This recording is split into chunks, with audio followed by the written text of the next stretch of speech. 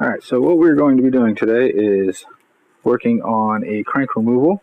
We're going to start with a basic set of tools, type you get in a kit kind of like this one here.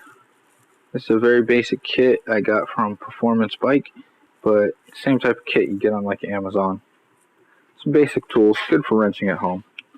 Tools that I'm going to be using today are going to be flathead screwdriver, the pedal wrench with the 15 and 14 mil socket on it, as well as the crank puller tool, little two-piece set.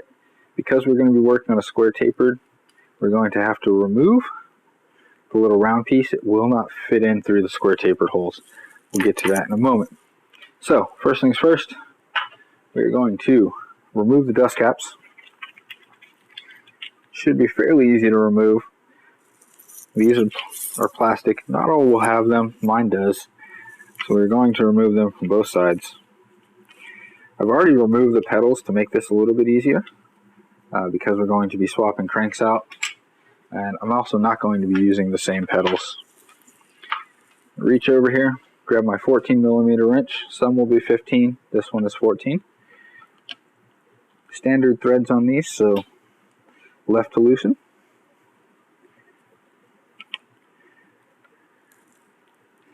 Get the drive side off real quick here. Make sure you put these parts somewhere that you're not going to lose them. And get the non-drive side.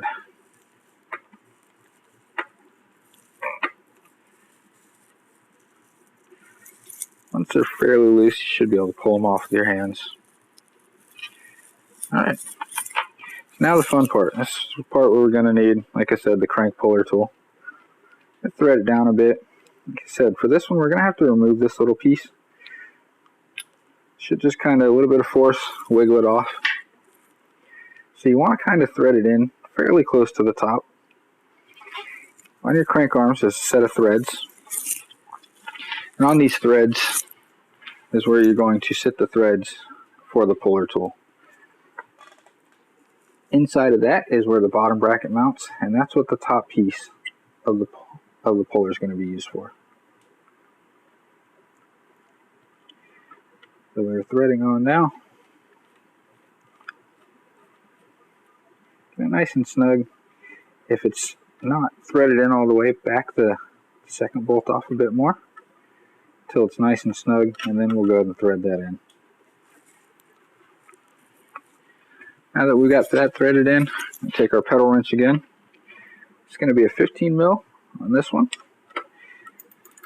And we're just going to tighten it down. If it starts getting tighter, I start trying to pull it closer to the crank arm.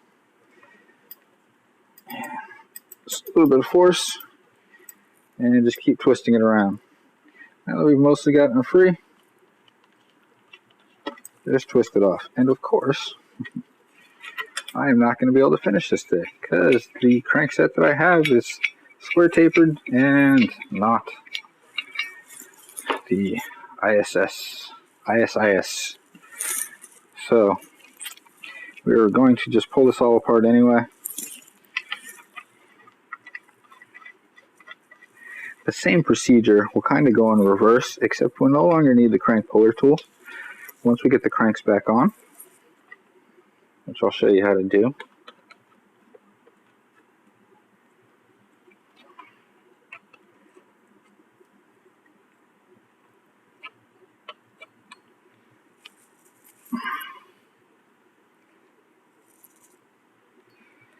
And there we go. Thread it off. Cranks are off. Alright, go ahead and remove the tool.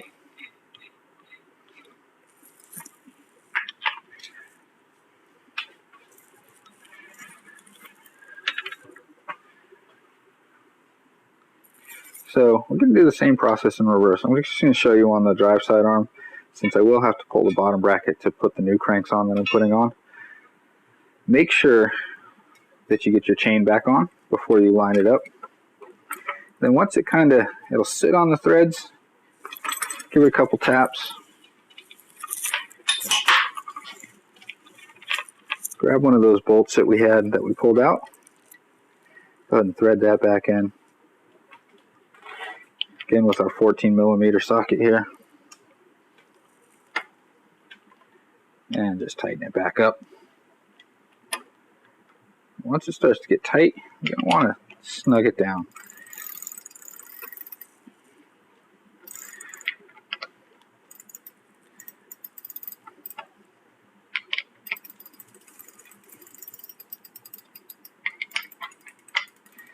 These do have a specific torque. A lot of times it's either going to be listed for the cranks themselves or the bottom bracket.